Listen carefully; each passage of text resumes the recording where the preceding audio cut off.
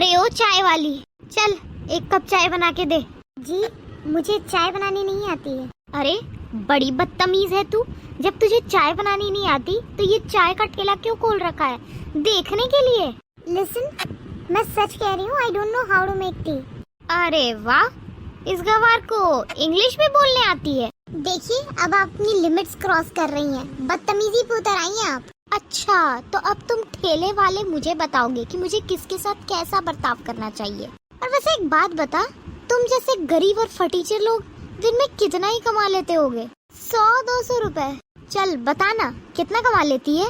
देखिए देखने में आप तो अच्छे भले घर से लगती है, पर आपने कभी अपनी लैंग्वेज देखी है? ओहो, अब ये टपरी चलाने वाली छपरी मुझे बताएगी कि मुझे अपनी लैंग्वेज सुधारनी है। और वैसे भी तुम जैसे नकारे लोग क्या जाने कि हाई सोसाइटी वाले लोग कैसे रहते हैं, क्योंकि ऐसी सोसाइटीज तुमने देखी कहाँ होगी। और मान ले कि तूने जिंदगी में जितना भी कमाया उतना मिला के भी तू नहीं देख पाएगी ऐसी सोसाइटीज कभी। और ये जैसे तूने कपड़े पहन रखे हैं ना, ऐसे तो मेरे घर की नौकरानी भी ना पहने। एक्सक्यूज मी, मेरे कपड़ों पर कमेंट करने से पहले अपने कपड़े देखे हैं तुमने? मेरे कपड़ों के ऊपर आती है, तूने ऐसे कपड़े देखे कहाँ होंगे? ब्रांडेड कपड़े हैं ये। खैर तुम्हें क्या पता होगा कि ब्रांडेड क्या होता है, संडे मार्केट से कपड़े खरीदने वाली।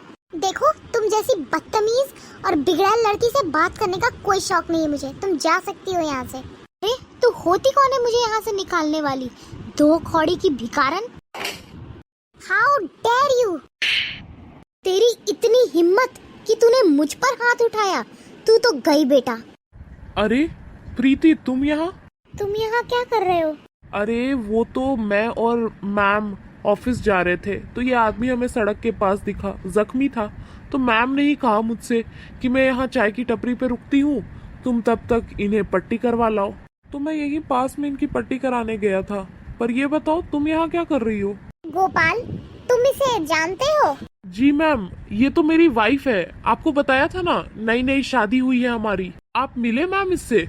हाँ मिली ना, हमारी तो बहुत अच्छी मुलाकात हुई, क्यों है ना? बाय द वे, मैंने सुना कि तुम बहुत बड़े हाई क्लास सोसाइटी में रहते हो, तुमने कभी बताया नहीं मुझे गोपाल। अरे नहीं मैम, ऐसा कुछ नहीं है।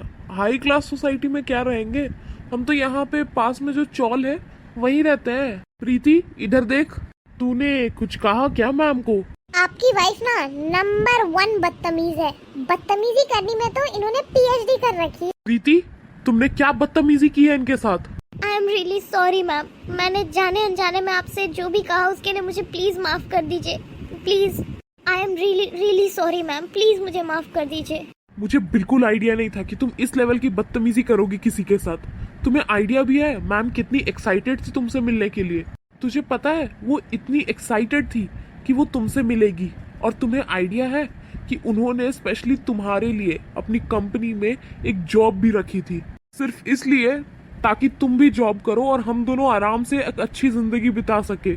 और तू यहाँ खड़ी खड़ी उनसे ही बदतमीजी कर रही है। सच में तू इस चांस के लायक ही नहीं है। अरे इस पापी दुनिया में एक यही है जो हमारे बारे में इतना सोचती है, और तुमने क्या सिला दिया इसका? I am really sorry ma'am, इसकी तरफ से मैं आपसे माफी मांगता हूँ।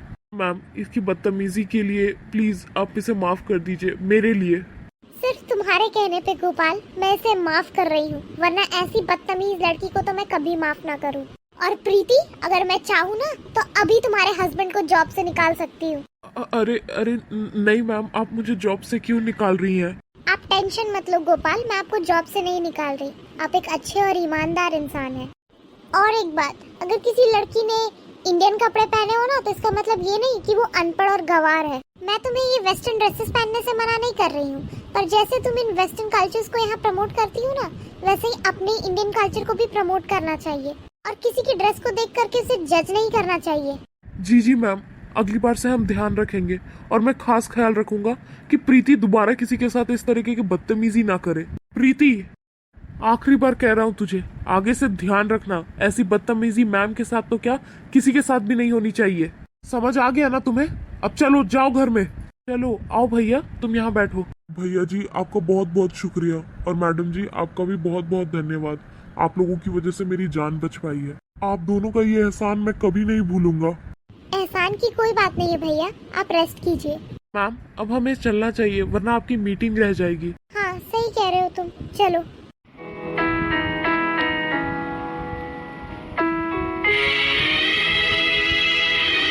Guys, for more such videos, do like and subscribe the channel and share these videos and shorts with your friends and family.